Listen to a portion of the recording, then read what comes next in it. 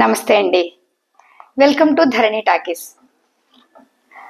మనం పిల్లలకి లక్ష్యాలను నిర్దేశించుకోవడానికి మనం ఎలా ఉపయోగపడగలం, వారికి ఏది ఉదాహరణగా చూపించగలం, ఏం చేస్తే పిల్లలు వాళ్ళ లక్ష్యాలని నిర్దేశించుకోగలరు, మనం ఏం చేయగలం, వారు దాని కూడా నడవడానికి అన్న విషయం కిందటి వీడియోలో చర్చించుకున్నాం కదండి.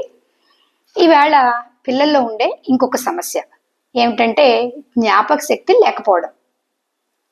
అసలు అందరికీ మెదడు ఒకే రకంగా ఉండి అందులో న్యూరాన్లు ఒకే రకంగా పనిచేస్తూ అందరూ చూడటానికి ఒకలాగే ఉండి అందరిలాగే శారీరకంగా కూడా ఆరోగ్యంగా ఉంటూ అన్నీ ఒకలా ఉన్న పిల్లలలో కొంతమందిలో జ్ఞాపక శక్తి లేకపోవడం ఎందుకు జరుగుతుంది? వాళ్ళు ఎందుకు మర్చిపోతారు? మరి ఏమడిగినా మేము మర్చిపోయాం, లేదా మాకు గుర్తులేదు, మాకు రాదు, మాకు తెలియదు.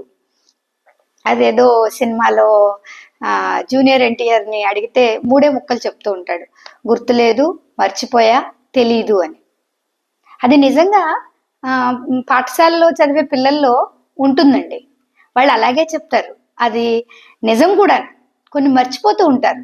అసలు మర్చిపోవడానికి గల కారణం ఏమిటి అంటే, నేను ఎవరిదైతే మీకు విషయాలు చర్చిస్తున్నానో, ఎవరివైతే చెప్తున్నానో జ్ఞాపకం రహస్యాలని మన రామకృష్ణ సార్ రాసిన దాంట్లోంచేనండి. వారి ఆలోచనే,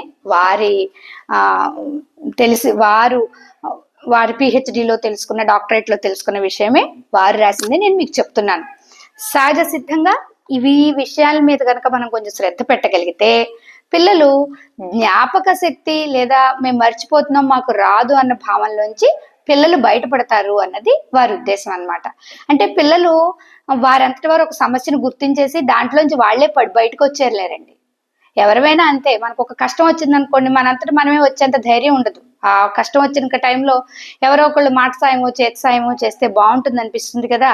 చిన్నపిల్లలకు కూడా అలాగే ఉంటుందండి. వారికి కూడా అందరితో తిట్లు తినిపించుకుంటాం, చిచ్చి నువ్వు ఎందుకు పనికిరావురా, నీకేమీ రాదురా అనిపించుకుంటాం. వారికి నచ్చదు, కానీ వారికి ఏం చేయాలో తెలియదు. అలాంటి సందర్భాల్లో అలాంటి పిల్లలు ఉన్నప్పుడు మనం ఏం చేయాలి? మనం యాజ్ ఎ పేరెంట్గా ఏం చేయగలం? వారు ఈ జ్ఞాపక శక్తి లేకపోవడానికి ముఖ్యంగా కొన్ని కారణాలు చెప్పారండి. అందులో చాలా ముఖ్యమైనవి నేను ఈవేళ మీకు ఒక 2 విషయాలు చెప్తానండి వారు చెప్పిన వాటిలో. ఒకటిది వాయిదా వేసే తత్వం. ఈ వాయిదా వేసే తత్వం ఏంటంటే పిల్లలకి ఆందోళన కలగజేస్తుందండి. అంటే ఈవేళ చేయాల్సింది రేపు, రేపు చేయాల్సింది ఎల్లుండా, అలా అనుకుంటూ వెళ్తే పరీక్ష ముందు రోజో లేకపోతే స్కూల్కి చెకింగ్ చేస్తాము, బుక్స్ తీయండి రేపు నేను చెక్ చేస్తాను అన్నప్పుడు వీటన్నిటినీ ఒకేసారి రాయాల్సి వచ్చినప్పుడు వారిలో ఆందోళన మొదలవుతుంది, టెన్షన్ మొదలవుతుంది. బాబోయ్ ఎలాగా ఎలాగా ఎలాగా అని ఇలా అనుకున్నప్పుడు ఈ ఆందోళనలో మన మెదడు సరిగ్గా పనిచేయక ఆ కాస్త వచ్చింది కూడా మర్చిపోవటం జరుగుతుంది. అంటే మనం వాడు పోస్ట్ పోన్ చేస్తున్నాడు, ఒక రోజే కదండి హోంవర్క్ మానేశాడు, లేకపోతే ఒక రోజే కదండి పుస్తకం తీయలేదు, 2 రోజులే కదండి సినిమాకి వెళ్ళాడు, 3 రోజులే కదండి టీవీ చూశాడు అని మనం ఏదైతే 1, 2, 3 రోజులు అనుకుంటామో ఆ 1, 2, 3 రోజులు కలిపి పిల్లల మెదడు మీద ఎంతటి ప్రభావాన్ని చూపిస్తాయో చూడండి. వారికి ఆందోళన కలగజేయడం, దాని ద్వారా భయం కలగడం, దాని ద్వారా ఉన్నదాన్ని కూడా మర్చిపోవటం జరుగుతుంది. అందుచేత పిల్లలకి ఏ రోజు పని ఎప్పటి పని అప్పుడు చేసే అలవాటును మీరు గనక చేస్తే ఈ ఏదైతే జ్ఞాపక శక్తి లేదు లేదా పెరగట్లేదు అనుకుంటామో అందులోంచి కొంచెం బయటపడచ్చని వారి అభిప్రాయం. అది నిజం కూడా. రెండో విషయం ఏంటంటేనండి, ప్రాథమిక విషయాల పట్ల అవగాహన లేకపోవడము అంటారు ఆయన. అంటే అసలు మల్టిప్లికేషన్ అంటే గుణకారము అంటే ఏంటో తెలియకుండా దానికి సంబంధించిన లెక్కలు చేశారనుకోండి, బోర్డు మీద కనిపించినంతసేపు దాంట్లోంచి దాన్ని నోట్బుక్ లో కాపీ చేస్తాం కాబట్టి ఏదో ఆ కాసేపు వచ్చినట్టు అనిపిస్తుంది, తెలిసిపోయినట్టు అనిపిస్తుంది. ఇంటికి వచ్చాక చేద్దామంటే అది అసలు దాని యొక్క పూర్వం, అది ఎలా వచ్చిందో, ఆ భాగహారం కానీ, ఆ డివిజన్ కానీ, మల్టిప్లికేషన్ కానీ ఎలా వచ్చిందో తెలియాలంటే వాళ్ళకి అసలు టేబుల్సే రావు, ఎక్కాలే రావు, అది అసలు ఆ మెథడే తెలియదు. ఎక్కాలు రాకుండా మల్టిప్లికేషన్స్ డివిజన్స్ చేయడం కష్టం కదా. సో ప్రాథమికంగా ఏ విషయం పట్ల అయితే వాళ్ళు చేస్తూ ఉన్నారో, చదువుతున్నారో దాని మీద అవగాహన లేకపోవటం వల్ల, ప్రాథమిక అవగాహన విషయాల పట్ల లేకపోవటం వల్ల తర్వాత దానికి వెళ్ళేసరికి ఇదేమి అసలు జీరో అయిపోతుందండి. ఈ నాలెడ్జ్ ఏమి వారికి ఉండదు. దానివల్ల వాళ్ళు చాలా ఆందోళనకి లోనై, భయానికి లోనై, ఆ రోజు చేస్తున్నటువంటి ప్రస్తుతం చేస్తున్నటువంటి పనిలో కూడా ఆ చదువులో కూడా ప్రతిభని చూపించలేకపోతారు అని. సో ఇప్పుడు మనం ఏం చేయాలి అంటే ప్రతిరోజు అంటే 4th క్లాస్ వచ్చిన పిల్లాడికి కూడా ఆల్ఫాబెట్స్ ఏబిసిలు రాయించమంటారా, లేదా 6th క్లాస్కి వచ్చిన పిల్లాడికి కూడా టేబుల్స్ రాయించమంటారా అంటే అతి సహజం అండి. సమస్య ఏదో మనకి తెలిసినప్పుడు నోట్ తోటైనా అడుగుతూ ఉండాలి.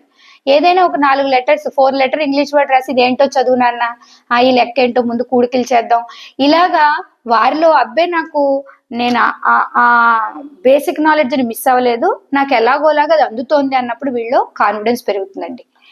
ఈ నిద్రలేమి ప్రాథమికంగా బేసిక్ నాలెడ్జ్ లేకపోవడం వల్ల వాళ్ళకి వచ్చే ఇంకో మూడో లక్షణం ఏంటంటేనండి, జనరల్గా వాళ్ళకి ఇంకా వ్యతిరేకమైన ఆలోచనలు వచ్చేస్తాయి. వాళ్ళ బుర్ర నిండా ఇంకా నేనేం చేయలేను, నాకేమీ రాదు, నా వల్ల కాదు, నేను టైంకి చేయలేను, టైంకి అప్పచెప్పలేను, టైంకి రాయలేను, రాసిందేవి నాకు గుర్తుండదు, వీటితోటి నింపేసుకుంటారండి పిల్లల బుర్రని. వారికి తెలియదు కదా, నిన్నే ఇవాళ నిన్నే నన్ను ఇవాళ కొత్తగా ప్రయత్నిస్తే చేయగలమన్న తెలివి వారికి తెలియదండి. ఆ భయంలోనే ఉండిపోతారు. ఆ నెగటివ్ ఆలోచనలు అంటే నాకేమీ రాదు, నేనేం చేయలేదు, నా వల్ల కాదు, నేను ఇంతే, ఇలాంటివి ఎప్పుడైతే నింపుకున్నారో ఈ బుర్ర కొత్తవి నింపుకోవడానికి సహకరించదండి. దాని ద్వారా ఇంకా ఇంకా ఇంకా అంటే ఈ జ్ఞాపక శక్తి లేకపోవడం అన్న లక్షణం వల్ల మిగిలిన మానసిక లక్షణాలు ఎలా ప్రభావితం అవుతాయో చూడండి. మిగిలిన దాంట్లో కూడా ఇంక నేను ఎందుకు పనికిరానన్న భావనలోకి వెళ్ళిపోవడం, మనం ఏమి చెప్పినా వినకపోవడం, మనం ఏం చెప్పినా నమ్మకపోవడంలోకి వెళ్తుంది. కాబట్టి ఎదిగే పిల్లలు, చదువుతున్న పిల్లలు ఇంట్లో వారి యొక్క జ్ఞాపక శక్తి ఎలా ఉంది, ఎంతవరకు ఉంది, ఏం చేయగలుగుతున్నారు, ఎందుకు చేయలేకపోతున్నారు అని తెలుసుకోవడం కూడా చాలా ముఖ్యమండి. మేడం మీరు ప్రతిరోజు పేరెంట్స్ని ఇలా తెలుసుకోండి అలా తెలుసుకోండి అంటారు, అంత ఖాళీ లేకపోతే అంత ఓపిక అంత తీరిక లేదా అంత తెలివి మాకుండదు కదా అని పేరెంట్స్ అంటారండి. మనం తప్పదండి. ఒక తులసి మొక్కను మామిడి మొక్కను ఏదో ఒక మొక్కను తీసుకొస్తాం. ఆ మొక్కకి మీకు నచ్చినప్పుడు నీళ్లు పోస్తే పెరగదు కదా. మీరు నీళ్లు పోస్తూ ఉంటే దాని కాలం వచ్చినప్పుడు పువ్వులు పూయటమో కాయలు కాయటమో చేస్తుంది. సహజ సిద్ధంగా ప్రకృతి సిద్ధంగా అది ఎప్పుడు ఏ వయసులో ఏమి కాయలు కాయాలో పువ్వులు పూయాలో చేస్తూ ఉంటుందండి. అది దానికి నచ్చినప్పుడు పూస్తుంది కదా అని మీకు నచ్చినప్పుడు మీరు పోయకూడదు కదా కదా మీరు పూస్తూనే ఉండాలి, చూస్తూనే ఉండాలి. తెచ్చుకున్న తర్వాత ఎండిపోకుండా చూడాల్సిన బాధ్యత మీదే కదా. మీరు అలా పచ్చగా ఉంటే దాన్ని ఎవరో తినకుండా మేము ఏమన్నా టీచర్ లాంటి వాళ్ళు ఏమైనా కంచి కట్టే వ్యాపారం ఏమన్నా వ్యవహారం ఏమన్నా చేస్తాం కదా. ఆలోచించండి. మీకు తెలీదు అన్న కారణం చేత, మాకేమీ అర్థం అవట్లేదన్న కారణం చేత పిల్లలతోటి పిల్లల దగ్గర ఎలా వ్యవహరించాలో మీరు అలా వ్యవహరించకపోతే వారి జీవితాన్ని మీరు చేజేతులారా కష్టాల్లో పెట్టినట్టే. పిల్లలు అందరితో అన్నీ చెప్పుకోలేరు, కానీ మీరు కొట్టినా చావగొట్టినా వాతలు పెట్టినా తెల్లారు అమ్మ అంటారు, మళ్ళీ నాన్న అంటారు. పిల్లలు స్వేచ్ఛగా ఉండేది మీ దగ్గరేనండి. వారికి ఆ స్వేచ్ఛ ఏదైతే మీ దగ్గర చెప్పగలిగే స్వేచ్ఛ ఉందో దానివల్ల వాళ్ళకు కూడా కొంచెం ప్రయోజనం ఉండాలి కదా. చక్కగా మీ దగ్గరకు వచ్చి చెప్తున్నారు కదా. మీకు తెలియకపోతే మీ ఇంట్లో ఎవరైనా చదువుకున్న వాళ్ళు కాస్త కోస్తో చదివిన వాళ్ళు ఉంటారు, వాళ్ళకి వీడియో చూపిస్తే వాళ్ళు ఎలాంటి ప్రశ్నలు అడిగితే వారికి జ్ఞాపక శక్తి ఎలా ఉందో తెలుస్తుంది. దాన్ని పెంచే ఏర్పాట్లు చేసుకోవచ్చు. Thank you.